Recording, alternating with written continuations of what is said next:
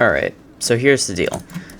In case you're illiterate or chose not to read the video title, this is about versus Saxton Hale. Now, I'm talking about this mostly because I want more people to play this mode. This is genuinely an amazing game mode that I think more people should be able to play.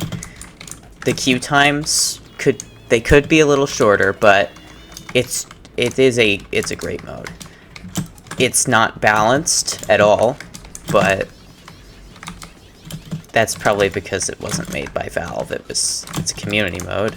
Don't really expect too high of quality from it, but it's better than you would expect. And the most important reason that I think a lot of people might want to play this mode is because it is amazing practice. If you want to get better at this game, you should absolutely be playing versus Saxton Hale. It made me competent at Trollger of all things, and I'll get to that later because this is not gonna be one part.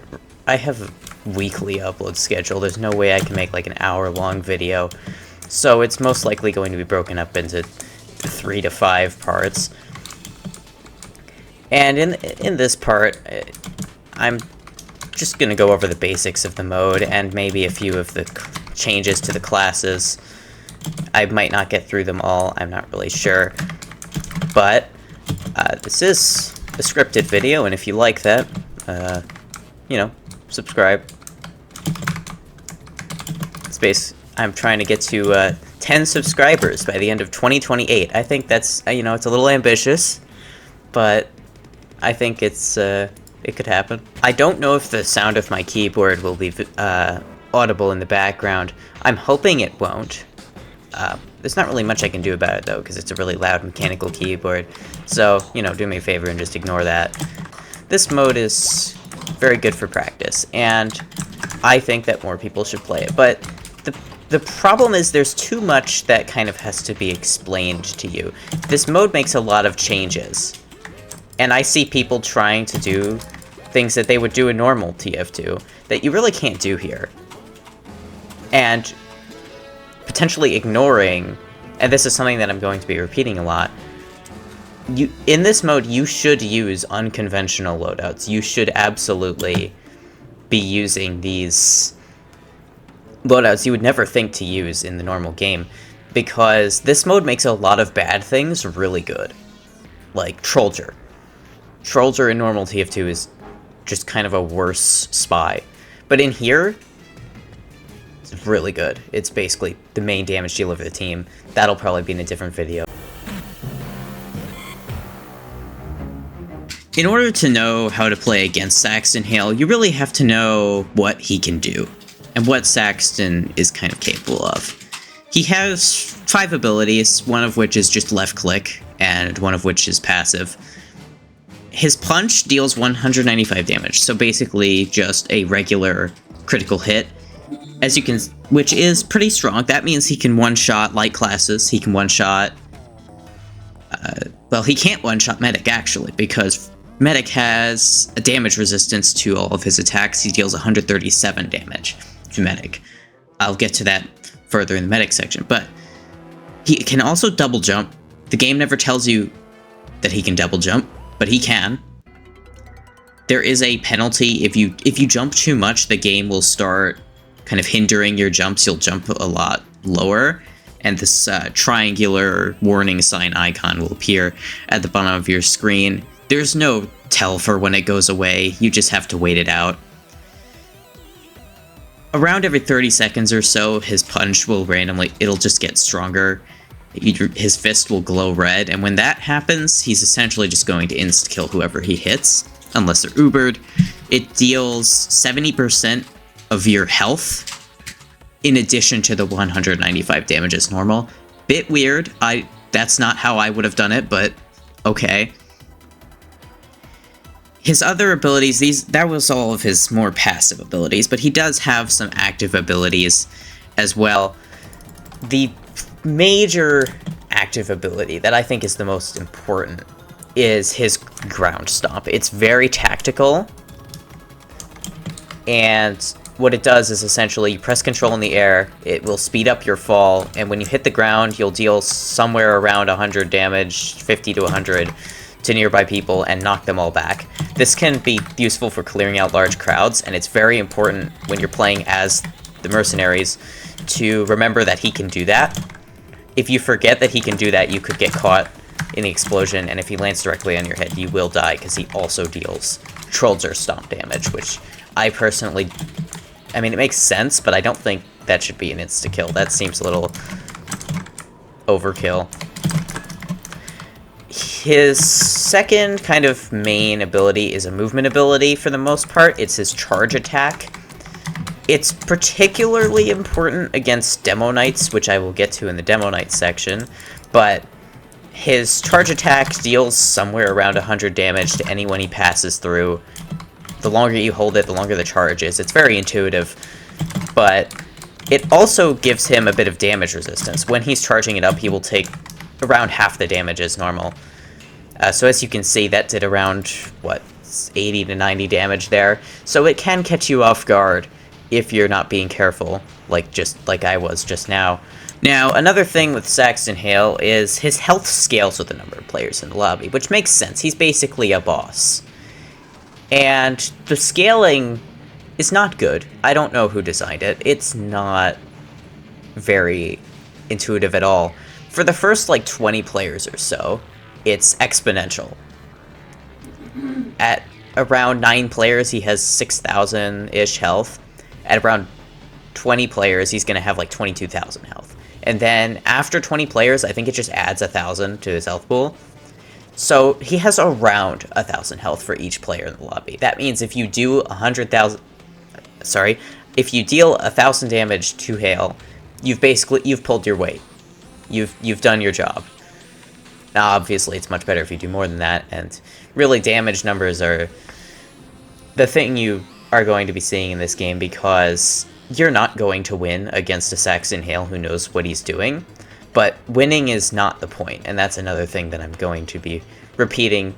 The point is the practice, the point is that it's fun, and the point is you get to play as him every now and then, and that's probably the most fun thing about this mode. Kind of like, to use a very bad example, the imposter in Among Us. I know, very topical at the moment. Oh, one more thing. And this is a very odd mechanic. I guess I understand where it's coming from, but he takes more damage if he hasn't taken damage in a while. So if Saxton is running around and he hasn't taken damage in a while, he's actually going to take substantially more damage. And if he's taking a lot of damage all at once, he's actually going to gain very significant damage resistance, which is supposed to stop people from just destroying Saxton Hale, if he's AFK or something. I have had that be useful, but I have also been annoyed by it. The Enforcer doesn't even penetrate this damage resistance, it's just constant. Which is sad that the Enforcer doesn't even get that, but what can you do? It's the Enforcer. Before I talk about the individual changes to each class and how they generally function in this mode, there are some across-the-board changes that you may have already noticed in the background footage. First of all, the Market Gardener deals backstab damage. That's probably the main thing you notice. But second of all, when I hit a wall or the floor, I get launched into the air. This is wall climbing, and it's very useful. You can hit the ground, you can go over Hale, kind of do a little bullfighting thing, let him through, and then hope that he doesn't notice or something. But obviously backstabs aren't going to insta-kill him. He has way too much health for that. He takes around 1,000 damage from backstabs, and Market Gardener hits. Telefrags deal 2 backstabs of damage. I believe it scales with how much health he has. So if he has a lot of health, your attacks are going to deal more damage. I don't know how good of a system that is, but whatever, I'm not a game developer. And Another thing that isn't really visible since the background footage is using Trollger is that the melees all have constant crits, except for the Market Gardener and the Holiday Punch. And I think Spy's Knives. So that makes melee classes a lot more effective, and I'll get to Demo Knight later, because Demo Knight is basically a main class in this mode. It's not really a subclass anymore. Not in here. And melees also get a slight range bonus when you're near Saxton Hale. That's something I didn't know about. I had to look it up on the wiki. Another thing to note is that melee weapons deal a ton of knockback to him. He's very susceptible to it. If your ping is high enough, you can melee duel him, but his melee range is quite long.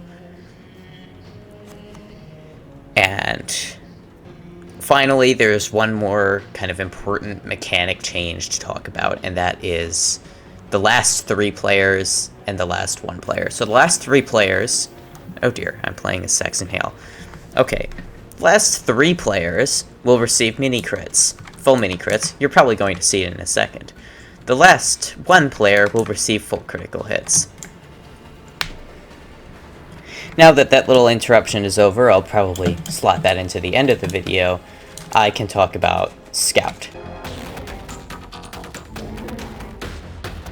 Scout has a few things up his sleeve in this mode. First of all, he is not an offense class in versus Saxton Hale. Scout gets immensely nerfed in this mode. Not actually. He actually only gets buffs, because the Mad Milk, great for team support, the Sandman and the Fan of War, amazing for team support. But his primary, it's kind of just here. Like, I'm doing like what? I miss all my shots. I deal 7 damage. You're not going to be dealing damage as Scout. Your job as a Scout is now a support class. You can move very fast, and it is, I personally think it's very fun, but you are definitely not a main damage dealer. Your melee is good, because you can knock back Hale a lot, especially if you're using the Fan of War, because then you're marking Hale for death. It's the one effect he can't get rid of by charging. But overall, Scout becomes this support class. Now you may notice that I am using not 1, but 2 weapons that most people would never even consider using in casual, those being the Sandman and the Babyface's Blaster. The Sandman is obvious, because why wouldn't you want to slow him down? I mean, that's just kind of a no-brainer, but it's really between that and the Fan of War. You can use the Candy Cane. It drops a health pack every hit, or you can get punched in the face. But the other weapon I'm using is the Babyface's Blaster, because it actually makes you faster than Hale. He gets faster as his health gets lower, but no matter how low his health is, you will always be able to outrun him using the Babyface's Blaster's boost. You do have to be careful of his stomp attack, because it can completely clear your boost even if you don't take any damage from it. Bit of a weird mechanic, but whatever. Scout always dies in 1 hit. It doesn't matter if you have overheal. It doesn't matter if you're using different weapons. You can use the Sandman. It doesn't matter that you have less health. You're going to die in 1 punch. The Sandman does make you more vulnerable to stuff like the charge attack and the stomp attack, but does it matter? I don't think it does. I think what mainly matters is, can you die in 1 hit from a punch? Now this Saxton is AFK, which means I get to show you that, unlike every other class, Scout can do this on a flat surface. He can hit the ground without crouching. That's a fun fact. Scout is short enough to... Oh, he's back. That's unfortunate. Anyways, Scout is short enough to actually hit the ground without crouching. Demo Knight can do that as well because of the longer melee range. Now, Scout is basically a chip damage class, which sounds bad, but he's really team support. I mean, he's got Mad Milk, he's got the, as I said, the Fan of War. I would say the main thing he does is help his team. And I recommend that if you notice there's no scouts on your team, you should absolutely play him. He's very fun. Probably one of the most fun classes to play in this mode, maybe below Trollger, because of how fast you can move with the baby faces. And as I said earlier, don't just stick to the meta. Just because I say the baby faces blaster is good doesn't mean you have to use the baby faces. You can use the Force of Nature, you can use the Soda Popper, you can technically use the Backscatter if you hate yourself, or you can even use the Sun on a Stick. It protects against his charge attack. That deals fire damage. Go for it. Try it. I haven't, and I'm not going to. But, you know. The next class that has kind of been transformed into a support class happens to be the next in the lineup, and that is Soldier.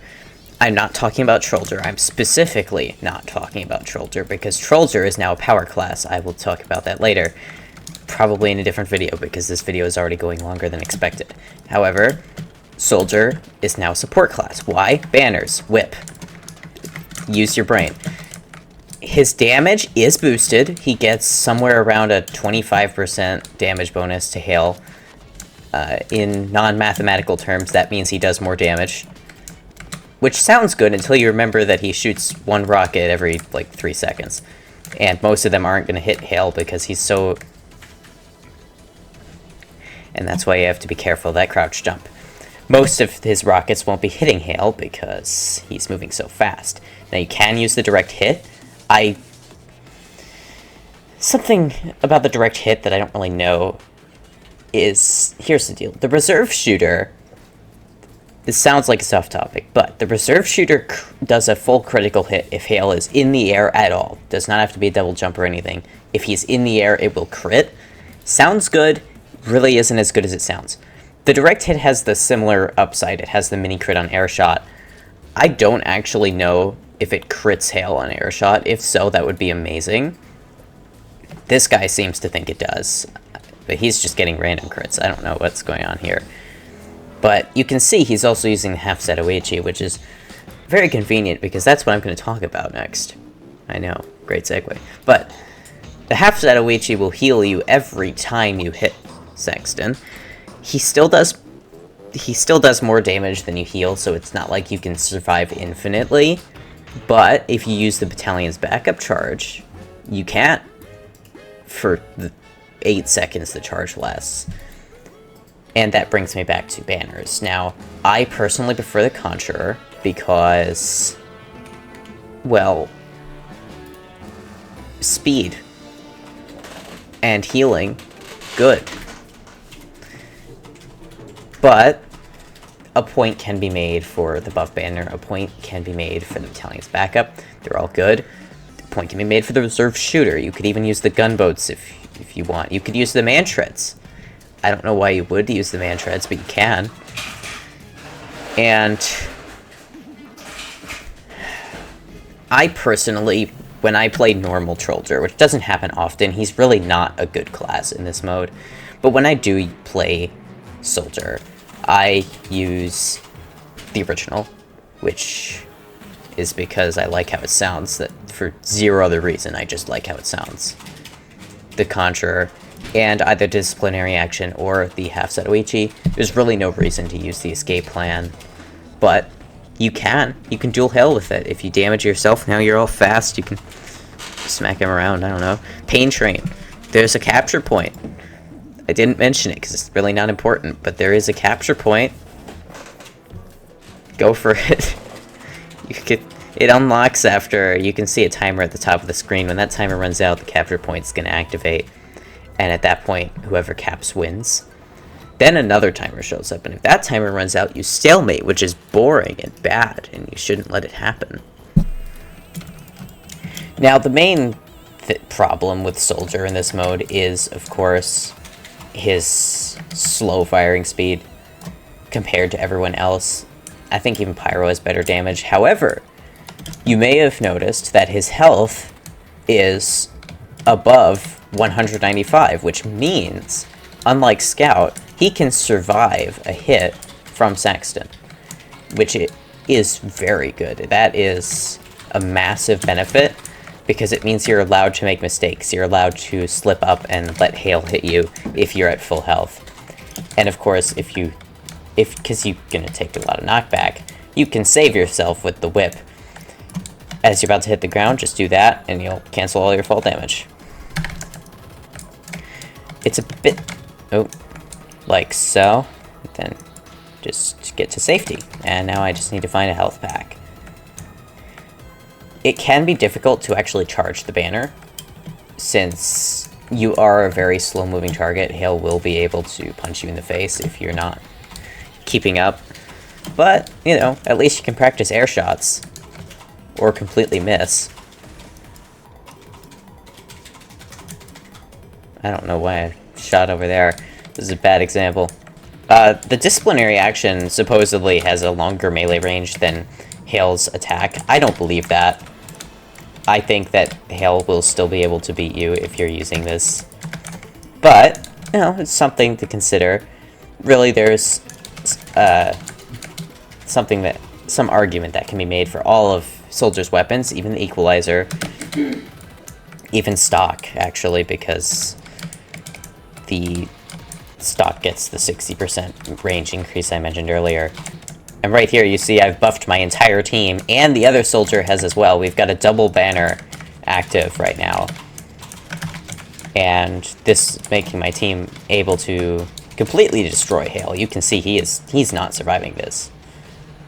Apparently I'm not either, because the Super Punch has an AoE attack, but he's not surviving. Check this out. So he's dead, and my banner usage and my teammates' banner usage significantly contribute to that.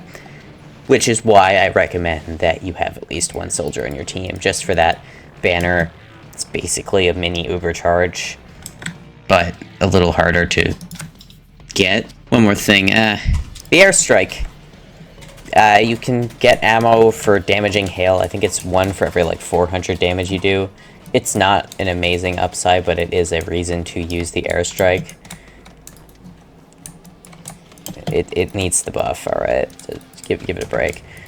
Yeah, that's pretty much it for Soldier. He's a support class now. Soldier is the power class now, really. Although this video's been going on for a while, so that'll probably be in a different one. Oh well. I suppose I'll just have to drip feed the content. I suppose that gives more time for people to see it. Also, send this video to someone you know who plays TF2. I want to see more people in my versus Saxton Hale lobbies. You see this? You see this empty player slot? This better be filled tomorrow. Alright. When I go to play my round of versus Saxton Hale, I want to see someone here. Alright. Because I'd like to think that my videos have at least some influence. That would be nice. Because Pyro is also a support class now. Cool. I really don't think I have to explain why. I think this will do it justice. Good. Explanation done. But really, Air Blast. Yeah, Air Blast works. Works quite well, actually. That was me just then. Pushed him all the way back in there. You can air blast him when he's in the air. You can air blast him when he's on the ground. You can air blast him away from sentries, away from your team. There's no way this isn't a trap. Anyway, you can air blast him all you want. You can push him around. It does cost ammo, so you have to be careful. Which is why I don't recommend the flog for this mode. There's really... I mean, you can use the flog. You know, this doesn't happen very often. Usually, people here are a little more serious, but whatever. That gives me more time to explain what I'm talking about. Pyro can air blast. His damage is mediocre, but he has air blast. People will sometimes get mad at you for playing Pyro in this mode, which reminds me of a certain other mode, but it's for actually reasonable reasons. Pyro's kind of weak. He dies in one hit, unless he has overheal.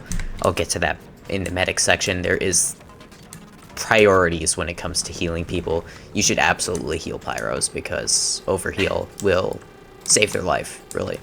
But You know, without Overheal, Pyro's kind of just a squishy, slow support class. Like Scout, but slow. At least you have the Thermal Thruster. If for some reason you...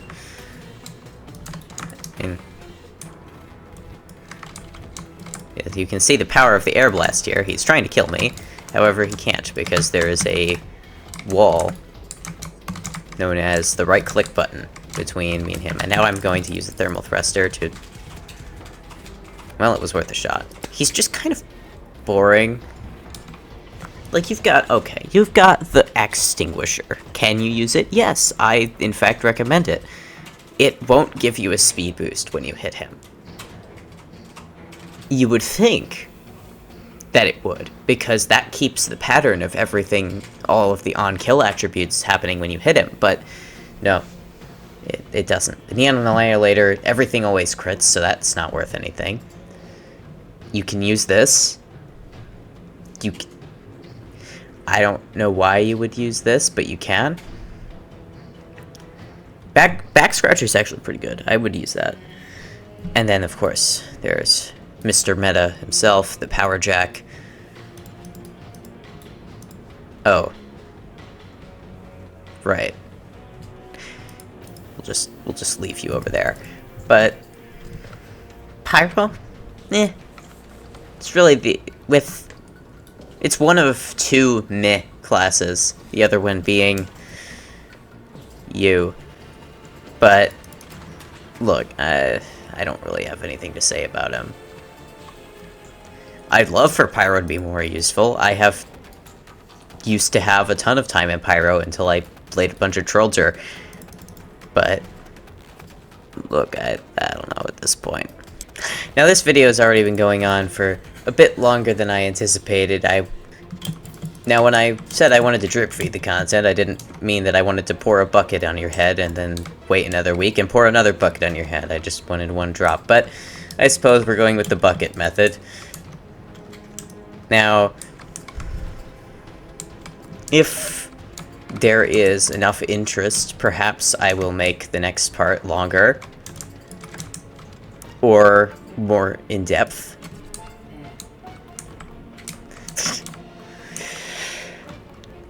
I will go over every class, including the subclasses. I'll get to those in the last part, and then I will, for the final part, talk about playing as Saxton, because there's a lot of strategy that goes into it, and playing well as Saxton Hale is not the same as winning as Saxton Hale. Those are completely different things. Until then, I suppose you'll just have to wait another week. Whatever 2 people see this video,